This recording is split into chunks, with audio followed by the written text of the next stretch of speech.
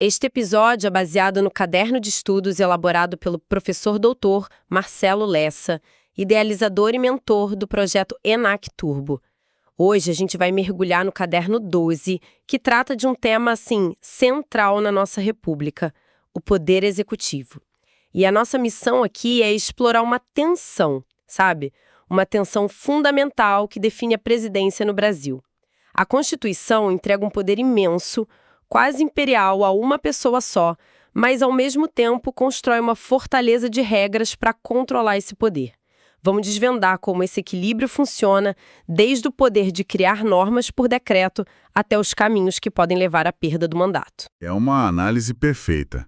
E para quem se prepara para concursos, especialmente com bancas como a FGV, entender essa tensão não é só um diferencial, é a chave.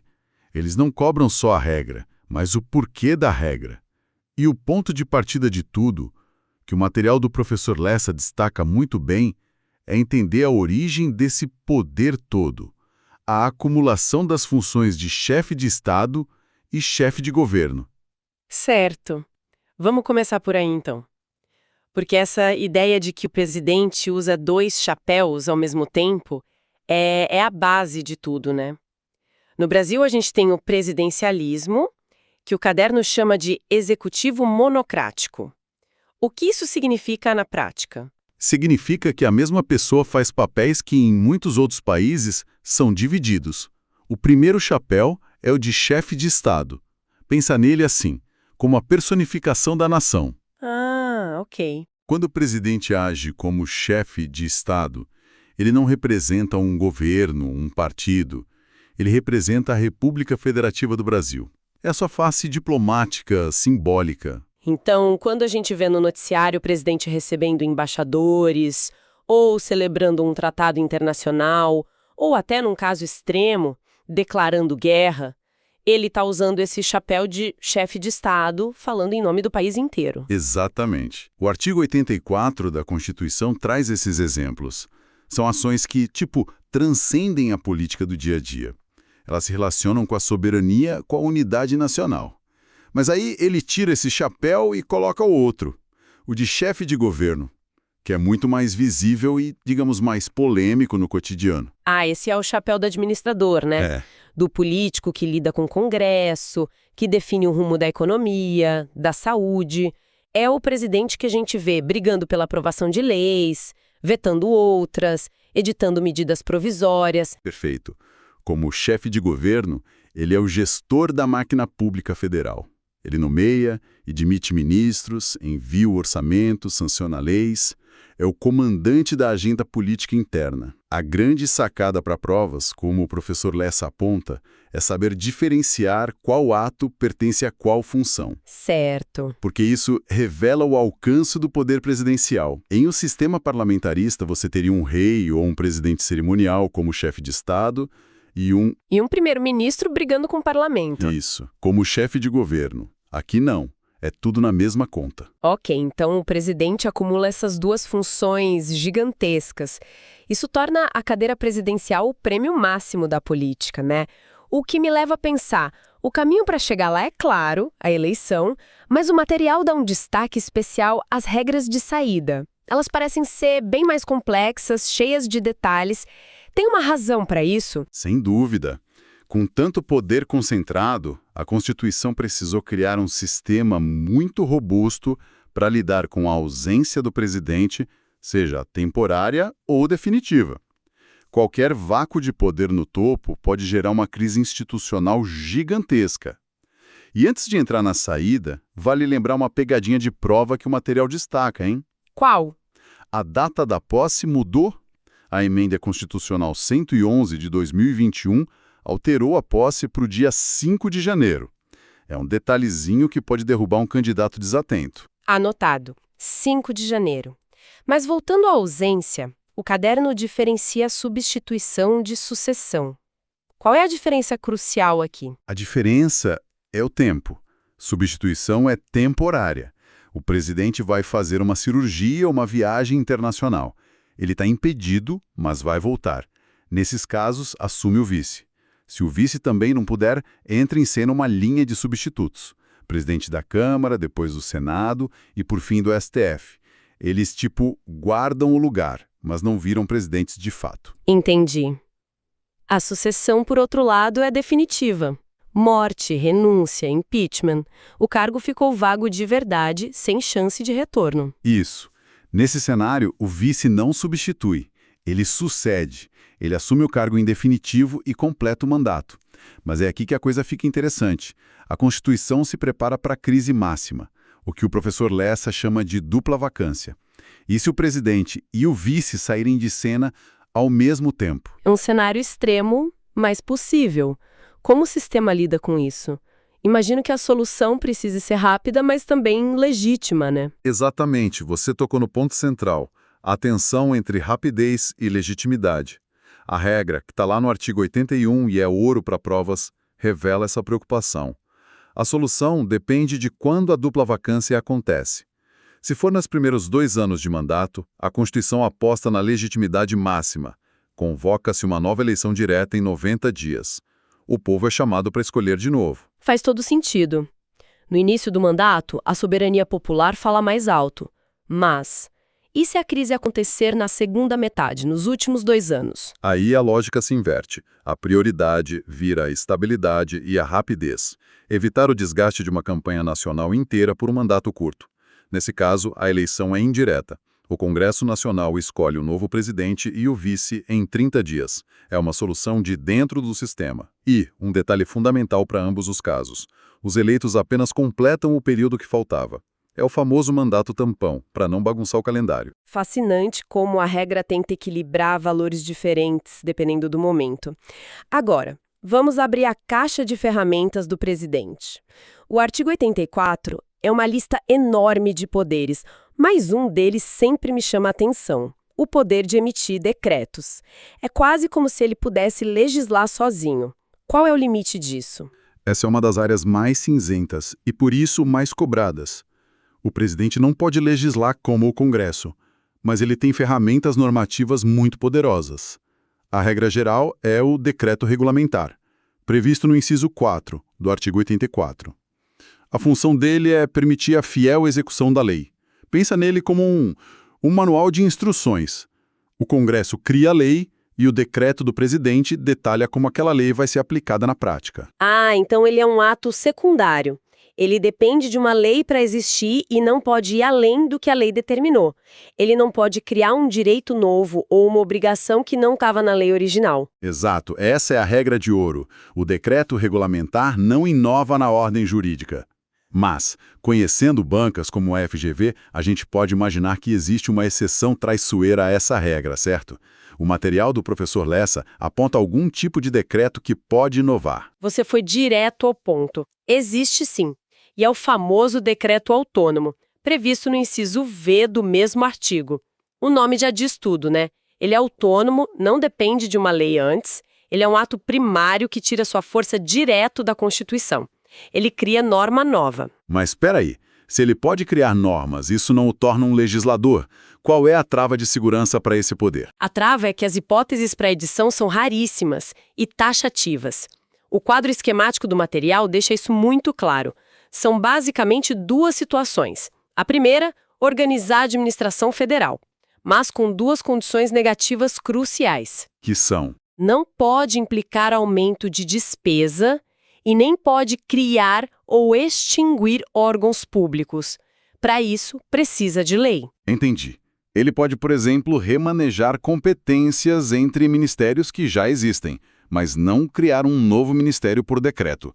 E a segunda situação? A segunda é para extinguir funções ou cargos públicos. Mas, e aqui está o detalhe que cai em prova, somente quando estiverem vagos. Se o cargo tiver um servidor ocupando, a extinção só pode ser feita por lei. A jurisprudência do STF, citada no material na ADI 6.186, martela esse ponto. É inconstitucional um decreto que crie órgãos ou que extinga cargos ocupados. Fica claro que mesmo o poder de inovar do presidente é bem restrito. Agora, com tantas atribuições, o presidente pode delegar algumas tarefas? Ele não precisa assinar tudo pessoalmente, precisa? Não, mas as regras de delegação também são rígidas. O parágrafo único do artigo 84 permite a delegação, mas só de 3 competências específicas, e para um grupo seleto de autoridades: ministros de Estado, o Procurador-Geral da República e o Advogado-Geral da União. E quais são essas 3 tarefas terceirizáveis? A primeira é a edição do próprio Decreto Autônomo sobre a Organização Administrativa, no inciso V. A segunda é a concessão de indulto e a comutação de penas, do inciso 12. E a terceira é uma parte do inciso 25, prover cargos públicos federais. É uma lista fechada. O que não está aí, o presidente tem que fazer pessoalmente. Certo. Então, o presidente tem em todas essas ferramentas um poder imenso. Mas ele não é um rei. A Constituição deve prever o que acontece se ele cruzar a linha. Como funciona a responsabilização? Funciona por um sistema duplo, que separa bem os tipos de infração. De um lado, temos os crimes comuns, aqueles do Código Penal que qualquer cidadão pode cometer. Do outro, os crimes de responsabilidade, que são infrações de natureza política. Vamos começar pelos crimes comuns. Se o presidente comete um homicídio ou um ato de corrupção, por exemplo, o processo é o mesmo para todo mundo? Não, de jeito nenhum. O processo é completamente diferente para proteger a estabilidade do cargo. Primeiro, existe um filtro político fortíssimo. A Câmara dos Deputados precisa autorizar a abertura do processo. E, para isso, é necessário o voto de 2/3 dos deputados. É um juízo de admissibilidade. Um filtro bem alto. Altíssimo. Se a Câmara não autorizar, o assunto morre ali, pelo menos enquanto ele for presidente. E se autorizar, quem julga? O julgamento é feito pelo Supremo Tribunal Federal, o STF.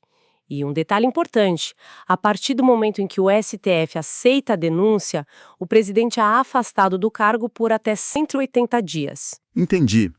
Mas o material também fala de imunidades. Isso não cria uma sensação de que o presidente está, sei lá, acima da lei? Exatamente essa a tensão.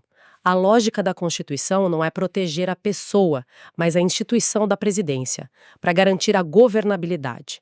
O fichamento estratégico do professor Lessa destaca 2 imunidades cruciais. A primeira é a imunidade à prisão cautelar. O presidente não pode ser preso antes de uma sentença condenatória final, transitada em julgado. Nada de prisão preventiva ou em flagrante para ele. E a segunda imunidade parece ainda mais forte, a chamada cláusula de irresponsabilidade. Sim, essa é poderosíssima. Durante o mandato, o presidente simplesmente não pode ser responsabilizado por atos estranhos ao exercício de suas funções. Pensa num crime que ele cometeu antes de ser eleito, ou um ato da vida privada durante o mandato. O processo fica totalmente suspenso e até o prazo de prescrição para de correr, só volta a andar quando ele deixar o cargo. É uma proteção imensa. Agora, e do outro lado, o que são exatamente os crimes de responsabilidade? Não são crimes no sentido penal, certo? Exato. São infrações político-administrativas definidas no artigo 85. São atos que atentam contra a própria Constituição, como a existência da União, o livre exercício dos poderes, a lei orçamentária, a probidade. É um atentado contra as regras do jogo democrático. E o processo de impeachment, que é a consequência, como ele se desenrola? O começo é igual ao do crime comum. Precisa da autorização de 2/3 da Câmara. A grande diferença é quem julga. No crime de responsabilidade, o tribunal é o Senado Federal, numa sessão presidida pelo presidente do STF para garantir a isenção. E a pena também não é a prisão. Não, a sanção é política. Se condenado por 2/3 dos senadores, o presidente perde o cargo e fica inabilitado para exercer qualquer função pública por 8 anos. É a morte política. E só para fechar esse bloco, o material ainda lembra dos órgãos de consulta, como o Conselho da República, e de um detalhe importante: a exigência de que o ministro da Defesa seja brasileiro nato. Ufa, é muita informação, mas tudo se conecta. Acho que vale a pena fazer uma revisão rápida naquele estilo do fichamento estratégico, para amarrar os pontos principais. Ótima ideia. Começando pelo básico. Nosso sistema é o presidencialismo. Isso significa que o presidente é chefe de Estado e chefe de governo ao mesmo tempo. E lembrem da pegadinha da posse. Com a nova regra, ela acontece no dia 5 de janeiro. Na crise da dupla vacância, a regra depende do tempo. Nos primeiros 2 anos, o povo escolhe em eleição direta. Nos 2 últimos, o Congresso decide em eleição indireta. Sobre os decretos, a distinção é vital. O regulamentar só detalha a lei. O autônomo inova, mas só pode organizar a administração sem criar órgãos ou aumentar despesa ou extinguir cargos vagos. E o presidente não pode delegar tudo. A lista de tarefas delegáveis é curta e específica. O decreto autônomo de organização, o indulto e o provimento de cargos federais. Nas imunidades, 2 ideias-chave. O presidente não pode ser preso antes da condenação final e, durante o mandato, não responde por atos estranhos à função. O processo espera. E, finalmente, o local do julgamento, que define tudo. Crime comum é no STF. Crime de responsabilidade, que leva ao impeachment, é no Senado. Ambos precisam da luz verde de 2/3 da Câmara para começar. Perfeito. Ao conectar todos esses pontos, a tensão que você mencionou no início fica muito clara, né? Temos uma figura com poderes imensos, mas amarrada por um sistema de responsabilização extremamente complexo e com gatilhos políticos muito difíceis de serem acionados. O que nos leva à reflexão final. Exatamente. A pergunta que o estudo deste caderno provoca é: o que esse equilíbrio revela sobre as prioridades da nossa Constituição? A arquitetura do poder presidencial no Brasil pende mais para garantir a governabilidade, blindando o mandato, ou ela prioriza o controle do poder, a fiscalização? Essa tensão não é só teórica, ela explica muito da dinâmica política real do país. Onde está o ponto de equilíbrio ideal entre um presidente forte e um presidente controlado? A Constituição nos dá uma resposta, mas a história mostra que essa é uma pergunta sempre em aberto. Podcast produzido a partir do conteúdo do projeto ENAC Turbo, sobre autoria e orientação do professor doutor Marcelo Lessa. Se esse conteúdo te ajudou, não esqueça de se inscrever no canal e ativar o sininho das notificações. Assim, o YouTube te avisa imediatamente assim que o próximo resumo for liberado. Até a próxima!